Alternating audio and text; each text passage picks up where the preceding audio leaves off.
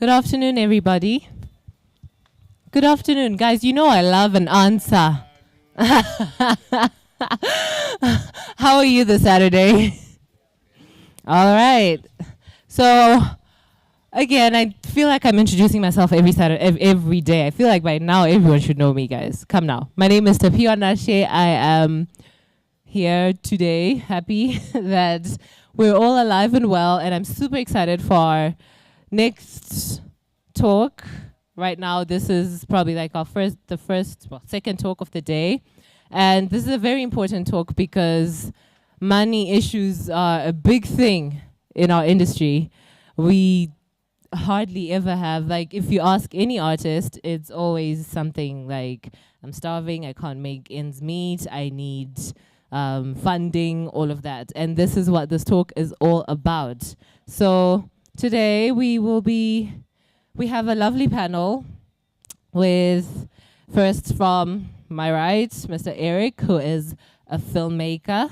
And we have Joan Jagu right the far left, who is also a filmmaker and producer. And right in the middle, we have Andy Hodges, who is a producer and anchor at Zim Papers TV Network, ZTN. He's also a financial expert and with a focus in the arts and entertainment. So please give them a warm welcome and let's get this rolling. Great, thanks very much. It's really nice being here. It's always a pleasure coming to Zimbabwe International Film Festival. We decided that to have three of us here. Why? Because my two friends next to me probably know more about movies than I can ever hope to know.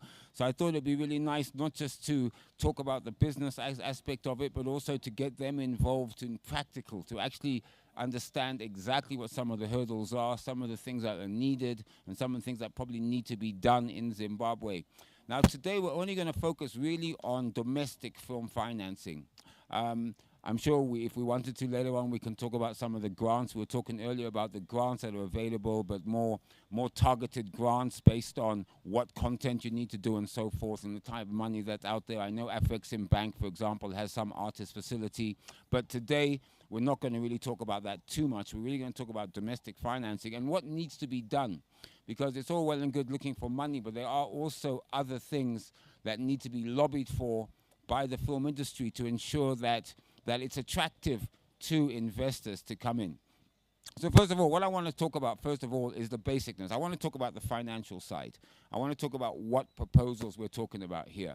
And also, how do we get to that proposal? And I think one of the issues, and we'll be jumping to and fro between the three of us, but one of the things that I would like to highlight in my experience, and I'm on TV, as I said, I'm an anchor on television, and I work a lot with production crews and productions in essence.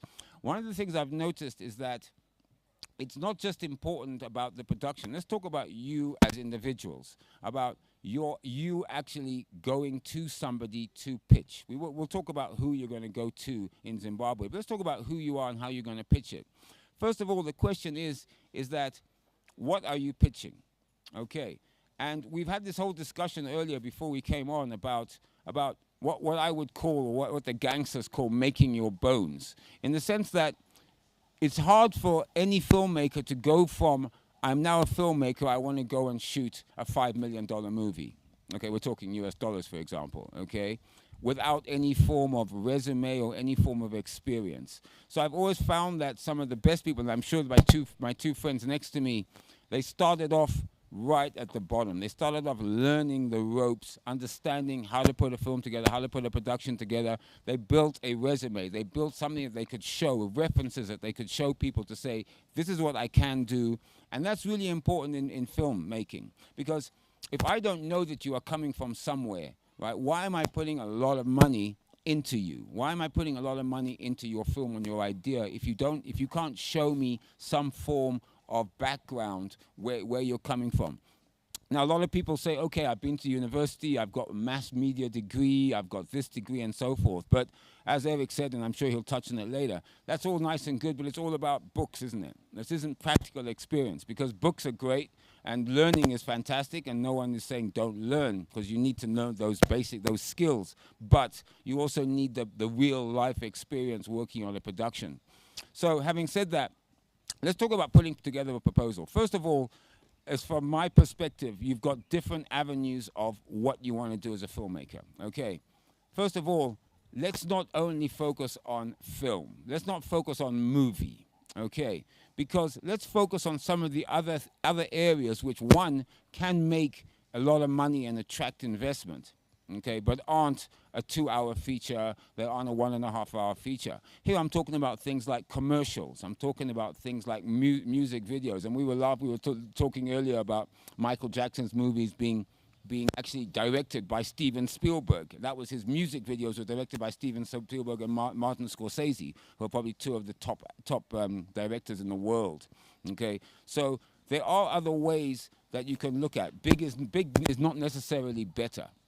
So I think that's important, first of all, to understand what genre you want to start looking at, what genre can keep you ticking over. I think our hostess mentioned the fact that artists are saying, you know, I'm a filmmaker, I can't make ends meet, I can't find money. Yeah, you probably can't if you're coming out and saying, I want to raise $10 million for a movie. Okay, yet you don't have experience to make a $10 million movie. You don't really have the know-how to do it completely. Maybe you've just started off, or you're an aspiring filmmaker. You know you're pitching too high. And it's really important to understand where are you pitching and who are you pitching to. And that's very important. Now, the second issue as well from a financial point, before I start talking about the finance itself, is about who is pitching. Who is pitching your idea, okay? Now, I'll tell you why. If I'm sitting there and I'm a corporate, or I'm a film investor and I'm wanting to invest in a movie, okay, and in walks a new film director, or he or she's got a couple of credits to their name, all right, they may not be talking my language. And I think that's important, to understand the language that you're talking. You may be talking film, but when you're pitching to me, you're not really talking film. You're talking an idea, you're talking a concept, you're talking numbers, you're talking about distribution, you're talking about how you're going to get it out there, how you're going to cut costs, how you're going to do this cost savings wise and so forth. You're talking numbers. So sometimes it may not be good enough for you to try and pitch yourselves. You may actually want to find somebody to front you, whether it's a money man, whether it's a producer, whether it's someone who can actually change their hats and be able to talk the language of the people that you're approaching. That's really, really important, okay? And I can't overemphasize that enough. It's about presentation. They always say presentation is everything. And sometimes going for money, it almost is everything right at the beginning. And also, if you can get the right person to present your idea to the funders, you actually have much more greater success, because they're sort of pitching. Like if I wanted to do a movie and I'm a new filmmaker, I would get Joe to go in front of. Why? Because Joe has a track record.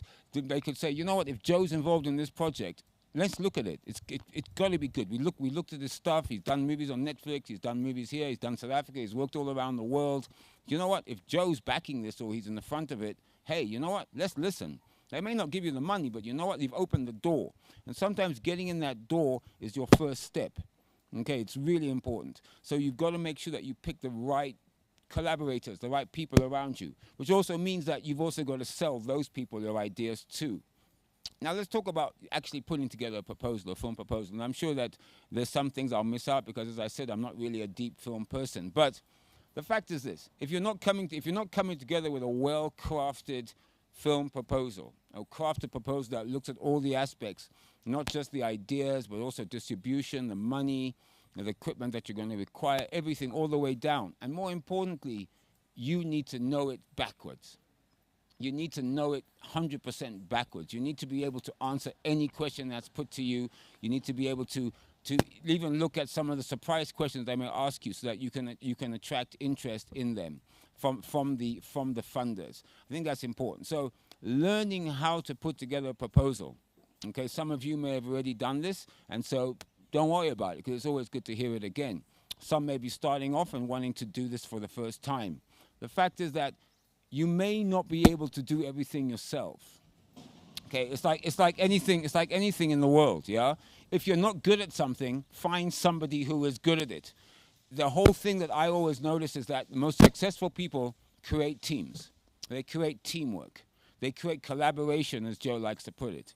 They create a group of people around them who are really good at what they do. So sometimes it's important to only focus sometimes on what you're really good at, because that is what you are good at. And let other people who you trust, like, and buy into your vision to also be really good at what they do too. So I've always advocated that one thing that's required in Zimbabwe, and I've said this for many years, is we need training courses. We need courses for filmmakers to understand the business aspects of making a movie, of making a commercial, of making a music video, okay?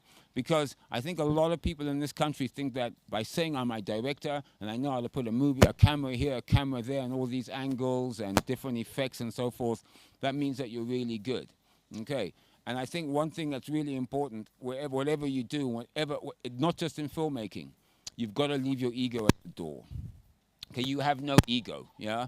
When you're asking someone for money, you have no ego. Yeah, you've got to be able to be humble. You've got to be able to know how to learn. Like even today, I was just saying to Joe, I was watching a little clip of something. I said, you know what? I love that. I'm going to use that in one of my next productions, because I do a lot of productions every month. I said, hey, I'm going to use that next time. So sorry, Joe, I'm going to steal it from him. You know, and he was like, yeah, okay, yeah.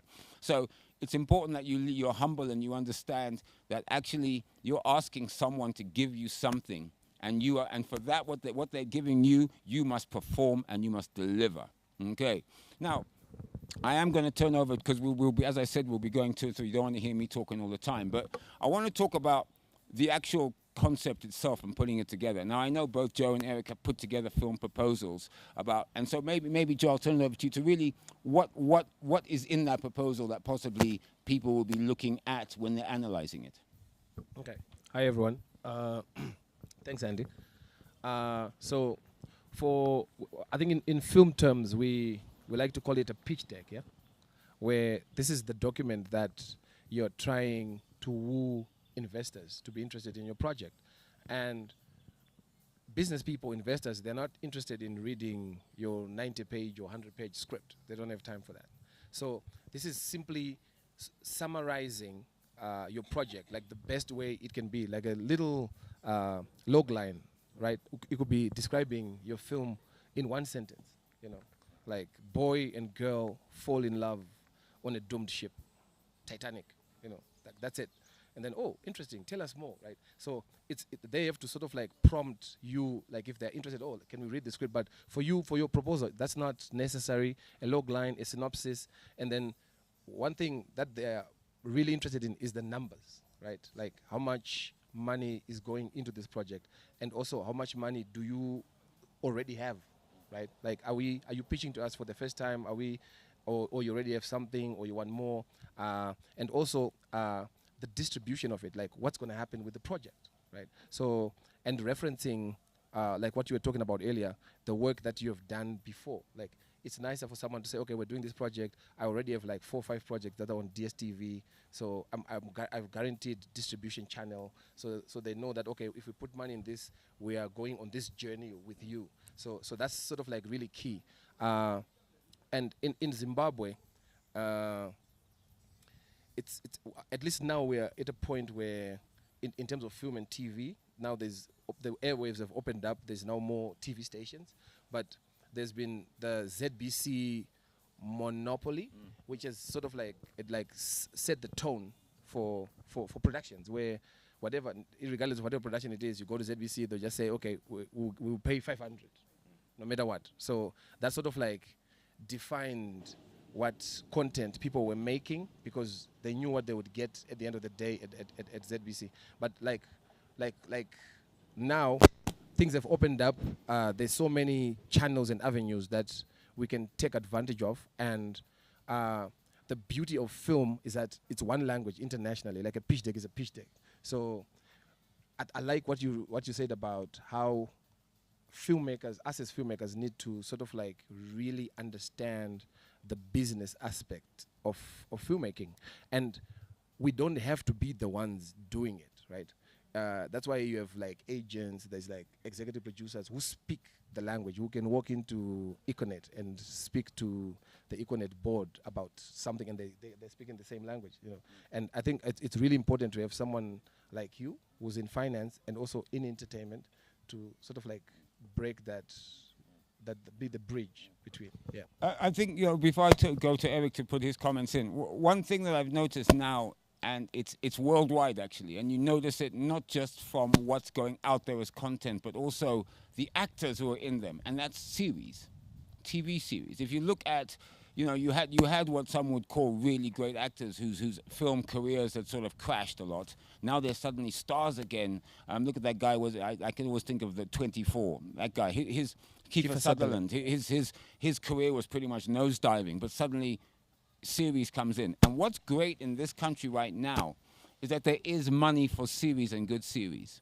Okay, if I even talk about my own channel, ZTN, we're doing a lot of series, because if you look at any TV station, okay, apart from your news, your current affairs programs, your breakfast shows, your live shows, yeah, probably 80% of all content on any station is actually pre-recorded. It's actually a series, because that's how you attract people to your station. You want to hook them, okay? If you look back at some of the top series that we've had over the years, I think I could even say Studio 263 is probably one as a good example, and so forth.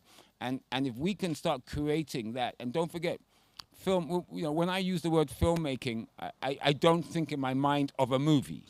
Okay, that is actually my last thought. I think about a person that is making content. This is what it is. You're making content, and you're the director or the person that has the idea and the concept to make content. And I think looking at series, commercials, music videos, making your bones, learning the trade, before you start talking about a 20, 30, 40, $50 million budget movie is the way to go. I'm sure, Joe, you didn't start off with a $50 million budget. You started off with doing little bits here and there, commercials and so forth.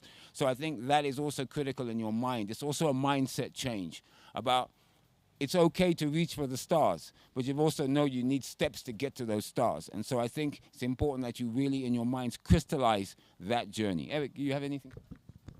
Yeah, hi everybody. Yeah, good. Yeah, I think what's also, I agree completely with you guys. What's also very important is know your own project and know the person you're pitching it to.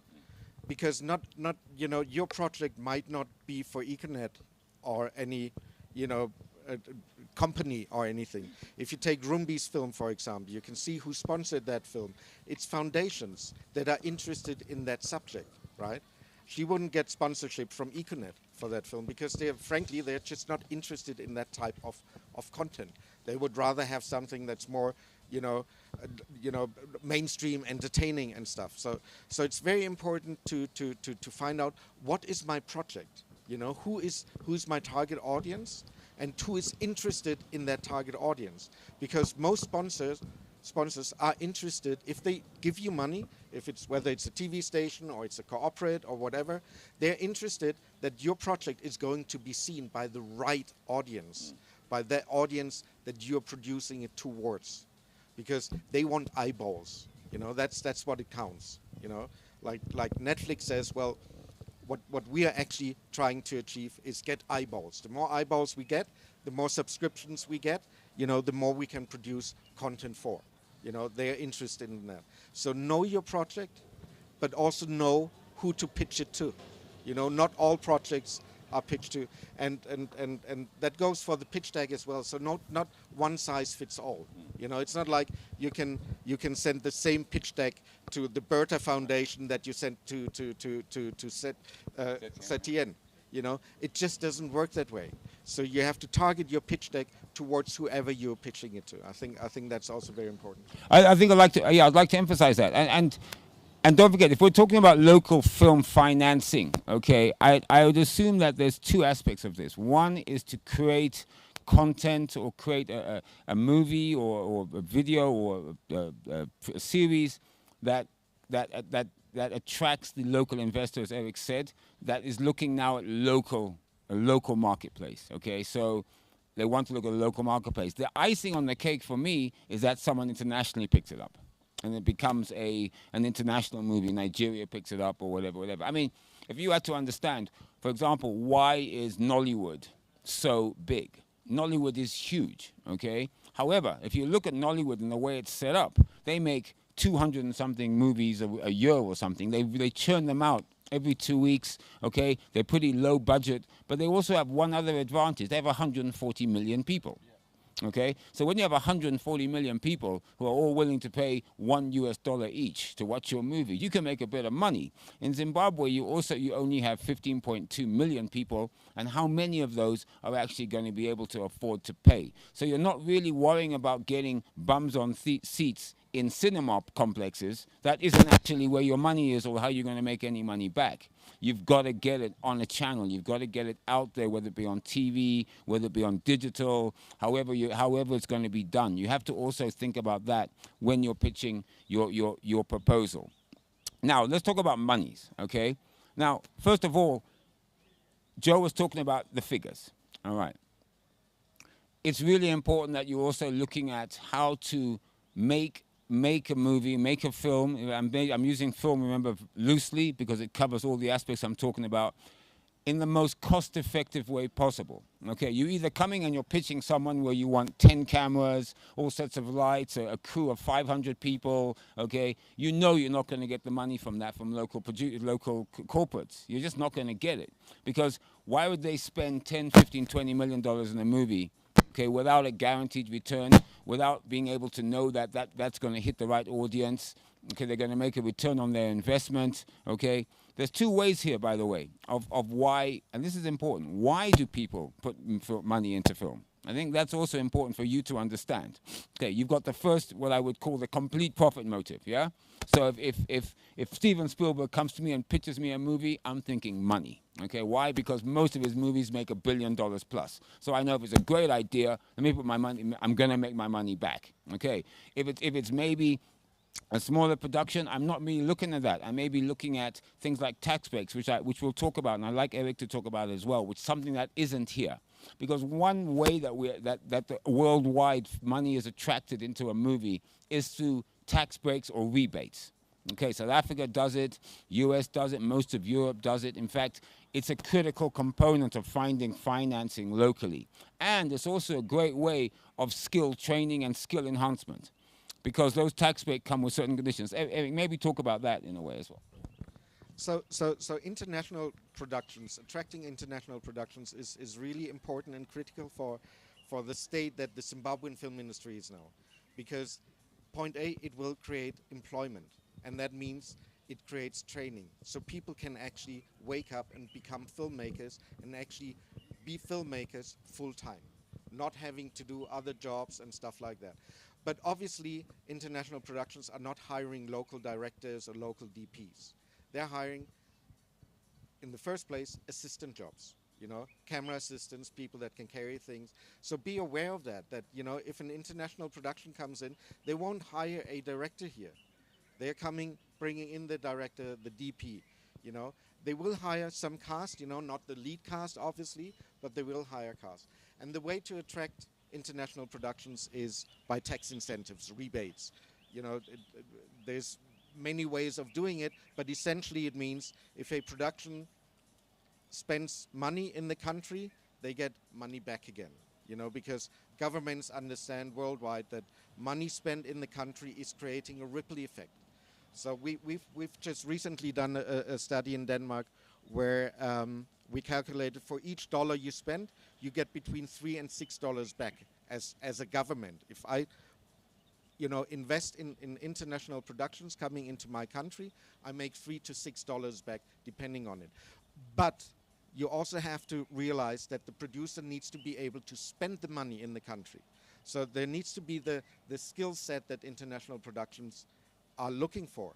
You know, the people need to be trained and they need to be available for, you know, for those kind of jobs that international productions will hire for. And you need hotels, you need catering, you need transport, and all that. All that creates this ripple effect because it creates employment, and you know, it creates taxpayers paying tax again, you know, and that's the way the state makes money back again, you know, the money that they are spending in rebates. So producers, international producers, they only look at countries that have tax rebates. They're not, then if you're not on the list of that, they're not interested in coming with productions. It's just as simple as that. So that's the absolute first thing that needs to happen. I mean, what I would advocate for, and I believe you're heading the union. Is that? Yeah, ZIFFT. ZIFFT, right? I would be advocating for two things. I would be advocating for tax breaks for local corporates investing in local productions. Okay, why? Because you know what? Every corporate likes to save money. So if I'm giving you $1 million and I'm getting 300,000 back and I can write it off, it suddenly becomes a lot more attractive than just $1 million. And then I would also be lobbying for what Eric's talking about, any productions that are coming in. Because remember earlier what I said in that you can't start off as saying, I'm a great filmmaker, I'm a director, and that's what I want to do. And I want to find money to make a movie. Okay, I'm in TV now. Okay, now some of you know my background. The reason why I'm in TV now and what I do is anchoring business shows, and I anchor a breakfast show, and I anchor an investigative show. I do about 48 live shows a month, okay, on live on television, all right? But it's only because I've had 30 years of experience doing what I do, which is actually a banker. So now, by the time I'm now on television today, it's because they say, oh, Andy worked for CBZ, Barclays Bank. He worked in London. He's a top financier. He's a top structurer. He did all the oil deals in Zimbabwe. So it means that I can talk and people will listen to me because they have this experience that I have. So that's why I'm talking about how sometimes the merging of international companies coming in, national filmmakers coming in, gives you that experience, the way it's done, in terms of the way it's done from an international perspective. But I would probably be heavily lobbying. And what's sad about this is it's something I think we've spoken about previously, about these tax incentives for filmmakers. And I think it's one thing that the government can do really quickly, which doesn't cost them money. Why? Because there isn't a lot of film production going on. So you ask them to give you you're giving you an incentive that actually, it's hard to go to government and say, give us an incentive for something where they're making a lot of money already, because it means that you're taking money out of their pocket. But in this case, you're not asking them to take any money out of their pocket because there aren't any productions or any companies that are really heavily sponsoring. So I would really put that as one of my top agendas, to see how you can get the tax breaks for local corporates to invest in movies. If I were you, in terms of anyway, just a suggestion. That would be one of my top things. So we've spoken about understanding your audience. Eric's talked about that, about the pitch, and I can't overemphasize that. There's three of us sitting up here. If you're going to pitch us the same project, yeah, I hope that you would send us three different written projects. It's the same project, but because Joe's like this, Andy's like this, Eric's like this. Okay, so you'd obviously have to rewrite your I've seen a lot of proposals that are exactly the same. They get sent out to 20, 30 people, all exactly the same. But Eric says, know who you are pitching. That's so critical. And unless you can figure that out, and that means researching. Who do you want to go to? What is your film about? What does it touch on? Is it a detective drama? Is it a sports film? Is it a love story? Okay. And then, of course, if it's a love story, are you going to go and pitch, let's just use Econet, for example. Are you going to go pitch Cassava? Are you going to go and pitch whoever, Zimri? I don't know, right? Who are you going to pitch with that love story? Who are you going to pitch with the detective story? And I think that's also important about knowing who you are going to pitch as well. All right, so I think it would be really great to get some. I'll tell you what I'd really like. I'd like to get perspectives if anybody has approached different funders in Zimbabwe and some of the responses or some of the issues that they've raised when you've done them. I hope that we can make this a bit more interactive if possible. So possibly we can open it up a bit now. Yep, and see if there's any. It would be really nice to hear from you. And it doesn't matter what you say, by the way. We're here to have a discussion. So and then we'll see if we can try and answer your question. So right, who can do this for us?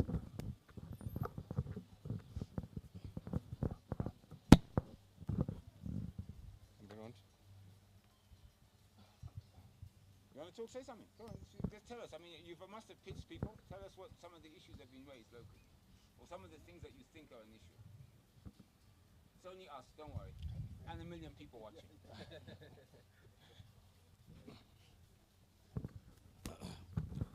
Thanks, guys, for your presentation. Interesting stuff that you are bringing to light. If you observe around the world, the countries with really strong film industries have film commissions and film funding organizations. Why are we failing to establish that here in Zim and some other countries south of the Sahara? What is the challenge? Sure. Okay, sure. Yeah, you're right. There is always some component in most countries of some form of government funding. Like I watch a lot of movies where it says sponsored by the state of Queensland or sponsored by the state of New York and so forth. Well, simply one of the major reasons why I believe that there is that kind of funding from states or from governments is because what Eric says too. They're trying to attract a movie, and they understand that by putting in that little bit of money, okay, they're not really too concerned about the film being successful commercially, because they're making their money back through the downstream activities, the hotels, the shooting things, all the other things that make your production effective, okay? So by the time that the film actually hits the big screen or the small screen, okay, they pretty much made their money, if not more. I think that would be a good comment. I don't know. Yeah, absolutely. So state funding is it creates employment, and but it's also, you know, emphasizing your own culture. So like most European countries would have a variety of film funding, you know, to promote their own culture. You know, so it's also the cultural aspect, because filmmaking, you know, it travels the world, you know, it promotes your land, you know, it attracts tourism as well, you know. I mean, everybody here knows the United States. You might not have been there, but you know how it looks like. Why? Because you've seen American films, right? And that attracts you, and that maybe, oh, I want to go there, right? Oh, this looks nice. I want to see that in real life, you know. So it creates this, you know, tourism thing. Why it hasn't happened here? I think the government here might not have realized that it's actually not spending money; it's actually earning money. They haven't realized the cycle of it. They just see, oh, we have to put money, we have to give people money. But they don't see that it's actually coming back, and it's probably coming back even more money than they put in. So I think understanding the financials of film and what it actually does to a society, you know, vibrant film industry, what it does, what off spins it brings financially, I think that understanding might not be there yet. I think that might be a reason. Yeah, and also I think, like, to just add on to that, like, let's not ignore, like, the politics of the country, like even how it's shaped from, like, the Mugabe era and how they view what we do, you know, like it's even now, like there's that whole perception of, they know the power of filmmaking and what it does and what it can propagate, even changing perception. So there's been that resistance from the powers that be to sort of like keep it down. But having said that, I would completely agree with you. You need some form of film board, which is why I'm really happy about this association that Joe's mentioned. Why? Because it's about time that there is this organized lobbying group that comes in. Okay, let me be clear. The government putting money into film is just not their priority. Okay, they have so many other problems. All of us have seen them. Just driving down this road, you see the kind of problems that we have, potholes and so on and so forth. Okay, so that isn't for them to say, let's put a budget into our let's put some money in our budget for filmmaking. That probably is a non-starter, unless through lobbying we can actually show the incentives that Eric and Joe are talking about that actually comes from having a vibrant film. And one thing I like what Eric said is that film does show your culture, and it is the spin-off of a film industry, isn't it? If you can show Shona villages, you can show the culture, you can show it, and so forth and so on, people are going to say, hey, I want to go to Zimbabwe. You know, if you do a detective movie in Victoria Falls, you probably find people will go to Victoria Falls if it's a really good detective series. You know, people will be like, oh, and, you know, this was shot here, okay? Because you're trying to highlight some of the beauties of it, and you're putting it onto film. And as Eric said, the government doesn't really see that, and I think it's that explanation, understanding from lobbying groups in the film industry that has to get that across. And I will also be a little bit candid, and I'm probably going out live, so sorry, tough, is that it's also important that in the Ministry of Youth, Sport, Arts and Culture, okay, that they probably, you know, Honourable Kirsty Coventry, who I know well, she could probably put somebody who's into film, who's running a film segment in that ministry, a real film person, yeah, not just a functionary or technocrat or someone who actually knows film. So I'd probably lobby for that as well, that if there is a film office inside the ministry, I would get one of you guys in there to be that PS or to be that director who understands filmmaking, who understands the benefits that can be done. That way then when you're talking to government, you're actually talking to someone that understands what you're doing. Right now, I can bet you money that you go to anybody in government and they do not know what, they really won't know what you're talking about. Yeah. Or if they do, they'll just know, yeah, I watched a really good movie last night. You know, or yeah, I watched the Titanic, it was brilliant. Okay, but that isn't actually what we're talking about here. We're talking about, as you said, funding. Government does need to come step up. And as I said, this is not just Zimbabwean government, it happens, it's worldwide. And it doesn't even have to be government. It could even be, for example, there's a whole devolution funds that are happening now, okay? I'm sure there's probably, depending on how you pitch it, there could be a little part of that devolution fund that maybe allow you to make a series or a movie about that area, Bunga, Gokwe, something that's happening out there, Kwaramba. I'm sure they could give you a couple of bucks for that, particularly if it hypes their area, some of the things they're doing, and it attracts tourists and so forth into the area. You had a... Oh, yeah. Sorry. Yeah, thanks very much. Just maybe a perspective on local funding for film. I think to answer your question is that it's not that it has never been there.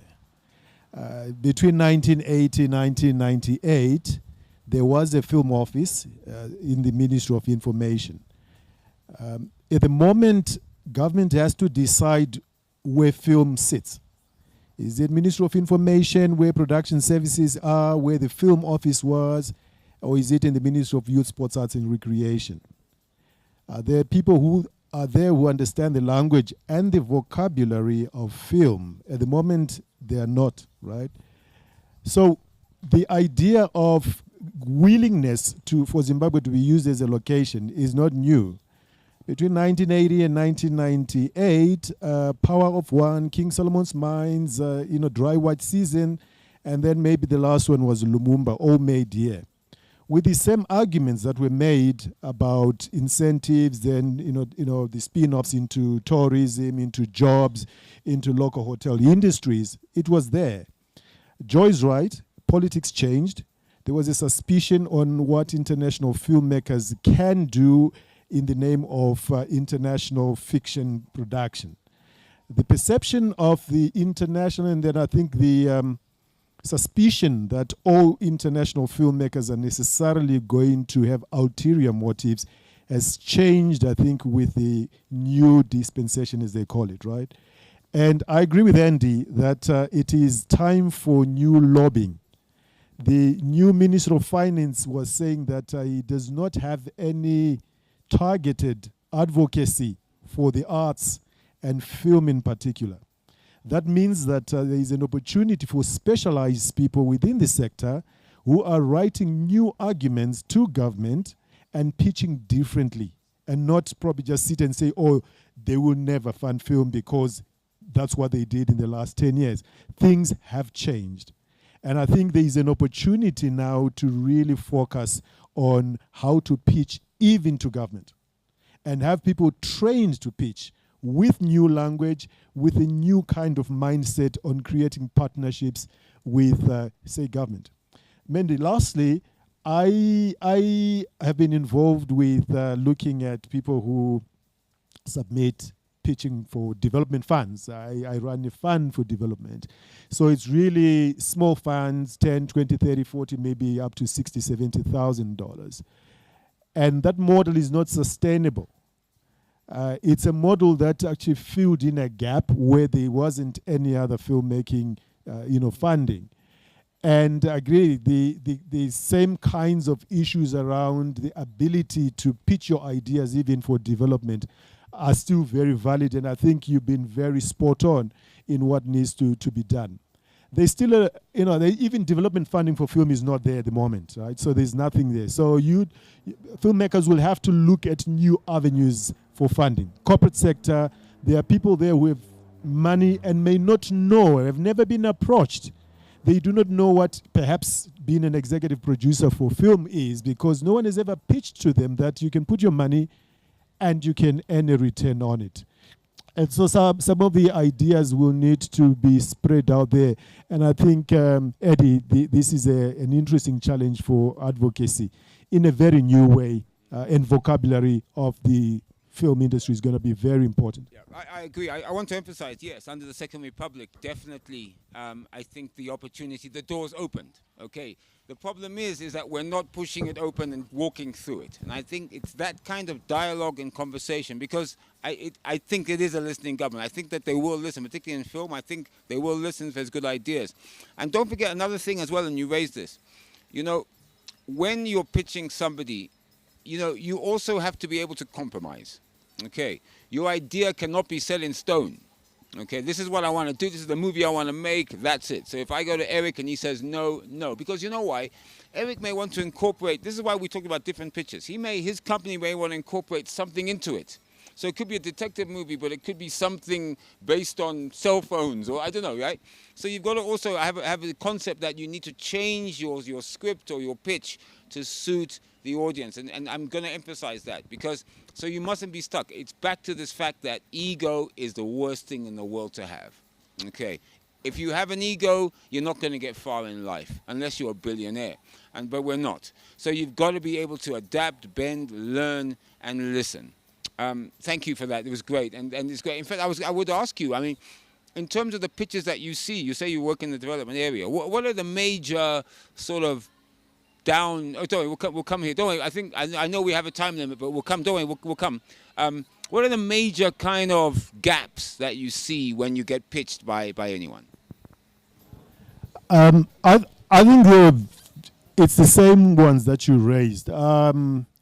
With development funding, the funder has a very specific idea of who they want to reach, what they want the films to do.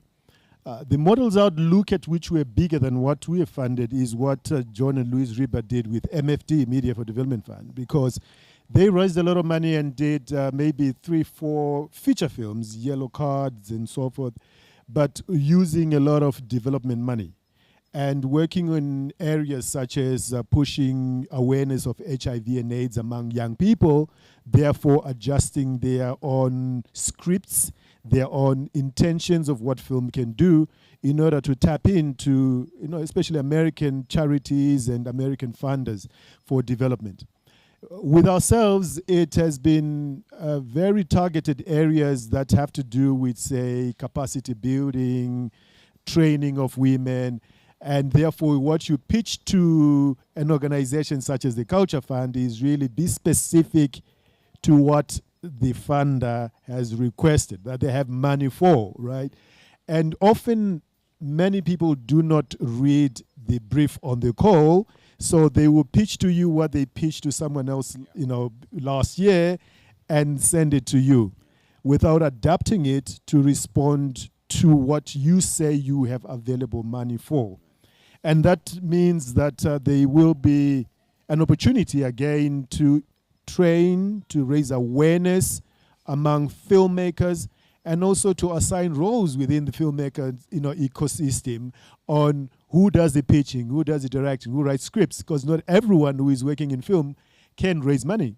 It's a specialized area, so they would have to find specialized people to do that. You make a good point there. Okay. In your mind, you've got to think to yourself, do I want to make a film or do I want to make my film? Okay, now it sounds weird, but it's kind of true. I reckon that those directors who make their film have made it. They're the Spielbergs, who are pitching, this is what I want to do, fund it, okay? But you know what? I don't think we're at that level yet. So I think you want to make a movie, because once you make one, you start building that resume that Joe was talking about. You start building that background that people now trust you, okay? It's a good movie. It may be about HIV/AIDS, it may be about GBV, it could be about any of the social issues, okay? All, of course, in a story. But you know what you've done? You banked a film in your pocket, which makes you attractive to go on. And at some point down the road, I know Joe now can pitch his movies. Because why? Because we can look at him and say, Joe, you've done this, you've done that, you've done this. But I bet you he also had to make movies that were to the sponsors or to the corporate's needs back in his past. So let's not also think this. That's what I'm trying to say about ego. Don't jump in and say, that's the movie I want to make. If I don't find the money for it, then on the other side you're complaining, I can't make ends meet, I've got no money, I'm broke. Okay, yeah, of course you are, because you're pitching what you want to pitch, not what the other person wants to hear. So we'll take one last question and then we wrap it up. Okay. 2 more? Thanks. I'll try to be quick. Andy, thanks so much for the points you've given. Coming from your background, it has so much weight.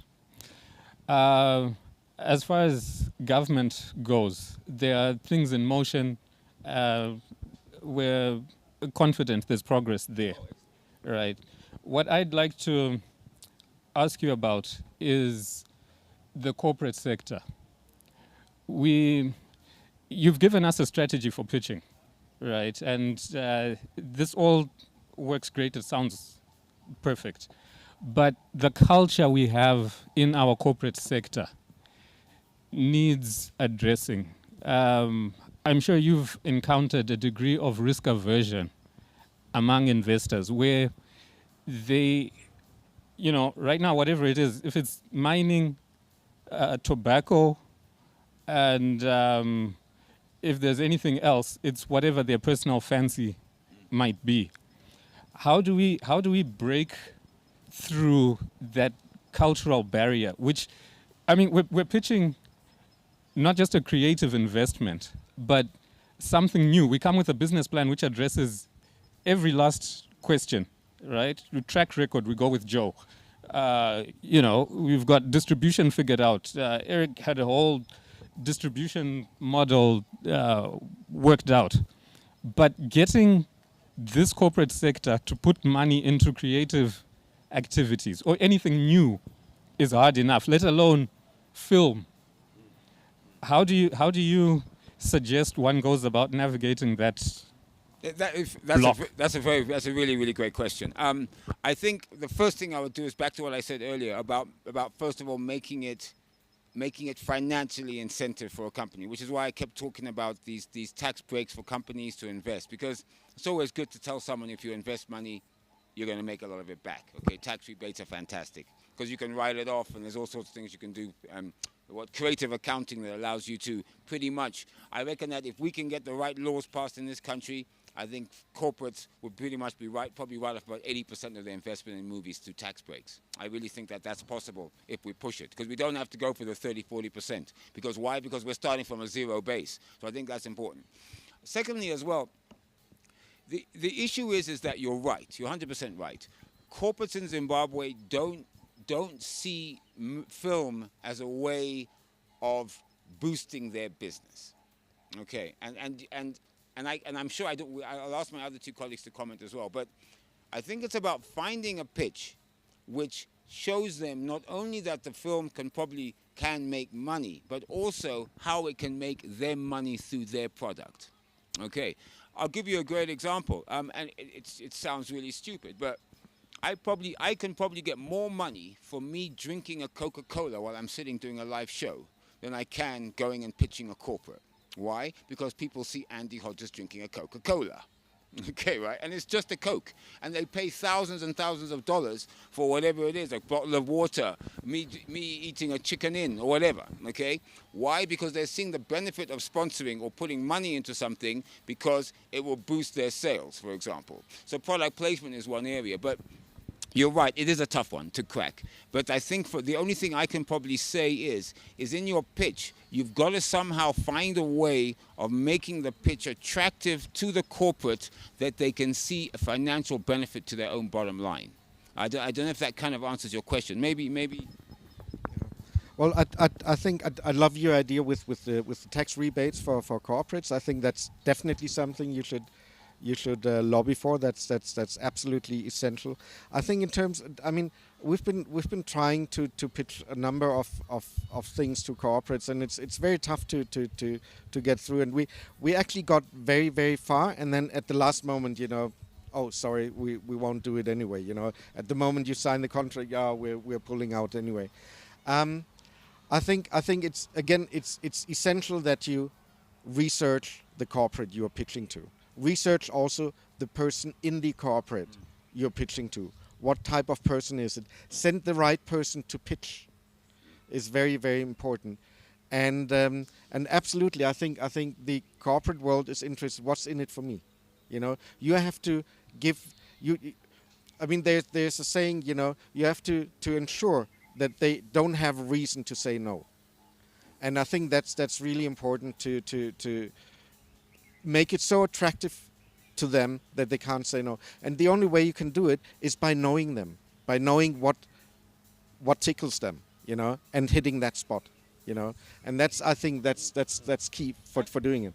Can I add something? Yeah, please. Yeah, and wait. And before he does, before you get there, understand that this isn't. You're not going to walk in an office and suddenly get your money on the day you walk in. Yeah, this is constantly wearing them down, talking to them. You know, even spending a bit of your money to take the guy for a couple of drinks, explaining it, even meeting some of the other filmmakers, talking about it, just like we're doing now. So it isn't necessary, but it's all in the pitch, right? Even though you're not specifically talking about your project, you're pitching, aren't you? Because you're pitching the change of mindset. Yeah. And so, for me personally, like probably from experience, I think corporates here have no idea about the film industry, right? So you invest in your backyard, you invest in what you know. So they'll not invest in something that they have no idea about. And also another thing is how we approach them. Most of the time, people approach artists. I will approach corporates from a sponsor me begging. You know what I mean? And there's no value in that. Where if we show that, okay, here's an opportunity, it's a win-win. It's like value exchange. So even the attitude of how we're putting our stuff in, we're going to Econet wanting them to sponsor your film, you know. But imagine if you go to Econet and say, I have this opportunity that will reach this so many people because this story is about. So it's almost like a business, not like coming to say, I want sponsorship, I want. So also I feel like we need to educate. There's need for efforts to actually educate the corporate world about filmmaking. I mean, you know, if you look at what corporates are doing now, they do commercials, right? Yeah. They love commercials, yeah? But in fact, even I think, I mean, look at some of the old commercials we used to have in this country. They were brilliant. Yeah. They were films, yeah? Now it's kind of like, oh, SIM cards, beautiful girl smiling, great guy doing things, you know, muscles, okay. And it's kind of changing that perception because it is a small step from doing a commercial to saying, hey, how about a short movie? How about a series? And don't forget, we're not talking 13 episodes. You could be talking a 3-episode series, yeah? Which 10 grand, 20 grand. Because the trick is to get in. Once you're in and they buy you in, you can go back and ask for more and more money. You want a quick follow-up or you're okay now? Right. I've been also answered, but I'm one of those people who almost gave up on filmmaking, pitching, and looking for funding until I got to Culture Fund. And is this on? Yeah, it is on. Talk a bit closer. And then, and I got funding, I traveled, and I did the best of what I could to say, I'm going to make this the best of the film so that it can make me go to another level. I can take it to any place and they would love it. It was a good product. Then I tried to pitch with it, but still, like you were saying, what are the qualities of good pitching? What is it that we need to do, especially in Zimbabwe? Because they don't seem to understand the film, like you're saying, the film industry, like you're saying, Joe. Thank God I also went to UNICEF, and they saw the beautiful stuff, and they bought it. They said, this is a good film. Not that they gave me money, but like, what is it in for you? Sometimes you don't have to show desperation to say, I'm here because I want your money, but support their cause. Maybe from there we can build a relationship. But maybe you can give me just one good quality of pitching to those people because I'm tired and I may not go. Yeah. Okay. I think, first of all, corporates or whoever you're pitching to are not really interested in your story. That's not why they do it. You know, don't come and then this character is doing. Don't bore them with artistic stuff. They are simply not interested. It's a short resume. Well, this is about a guy who's greedy because he, whatever. That's enough. Don't bore them with your story. Don't come with them with your stuff. You have to show them what this does for them, right? That's important. Know what they want to get out of it. That's important, and that's what you need to push. So don't come with your agenda. You have to fulfill their agenda. That's the most important thing. Yeah. And please don't give up. I understand. You know, you mentioned Culture Fund. You mentioned UNICEF. Those are two organizations that are looking at a project from an angle. Yeah, I mean, you heard there about the angle we're talking about, and even UNICEF have an angle, isn't it? Yeah. Okay. We're now talking about pure corporates. Now, when you walk in my office, I talk to a board of directors, and they want to know, why am I spending $10 million on a movie? Okay, and that is what you have to crack. You have to be able to convince this corporate who goes to his board to get signed off that this movie is going to cost us this, but we're going to get these tax breaks. So I'm going to give 10 million, but 6 million is coming back. Okay, which means I'm only in 4 million, and the 4 million we're going to cover it because by doing this, we're going to double our sales. Or we're going to enter a new market in Mutede land where we're not there already because this is what this movie is going to do for us. Or it's going to hit a youth demographic, which will allow us to boost our sales. And also don't forget, yeah, a film doesn't have to stand alone. It can stand together with other activities the corporate is doing. Right, so if you're going to be pitching, if you're going to be doing a youth-orientated movie, say, yeah, okay, you may want them to also be thinking about launching a youth product, okay, which then ties into the movie. So as the series gets popular, so people like the product, and you know what? $4 million, if they get 6 million written off, 4 million on new sales, it's now doable. Now you're talking to me. And if you noticed in there, I didn't really care what your story was, did I? I really don't care. Okay, as long as it's good, of course I'll be interested eventually to know if it's good and so on, and quality content and so on. But actually, at the end of the day, as Eric and Joe have both said, yeah, learn your audience, understand who they are on pitch. So a final word, because I think that I'm being given the evil eye back there. A final thing I'd like to say is this. One thing that you've actually said, which hit my mind, is that you're doing things alone, guys. Okay. And I have a feeling that we're too small to be doing things alone. I think that through the organization that is now hopefully up and running and vibrant, yeah, we should be talking more to each other. We should be collaborating because each of you are trying to hit down one door, right? And you know what? When 5, 6 of you come to my door trying to pitch a movie to me, yeah, I lose interest.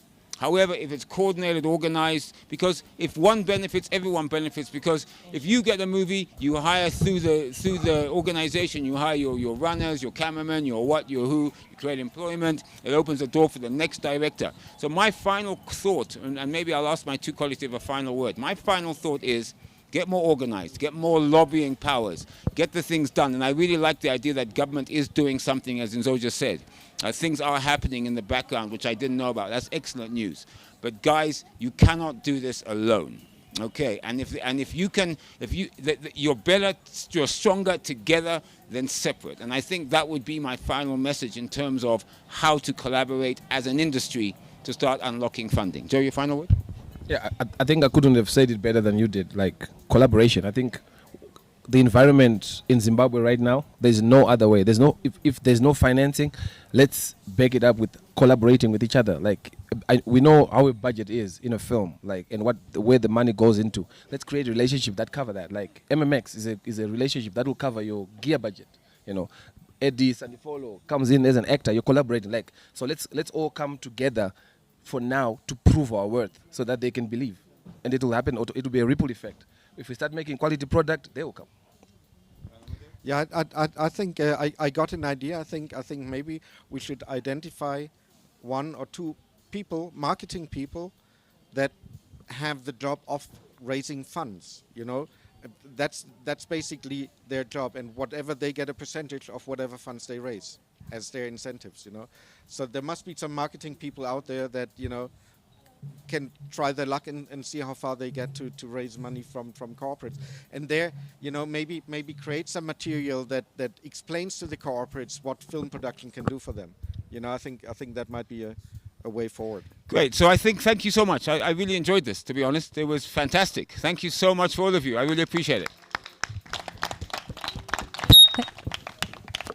Thank you so much, Joe, Eric, and Andy, for that very informative talk. I'm pretty sure all of us who are filmmakers really got something out of this talk. I mean, we're always looking for funding, looking for ways that we can, you know, fund our ideas, but also engage the corporate world, engage the money guys, so that we can make a living doing what we love. And so thank you so much again.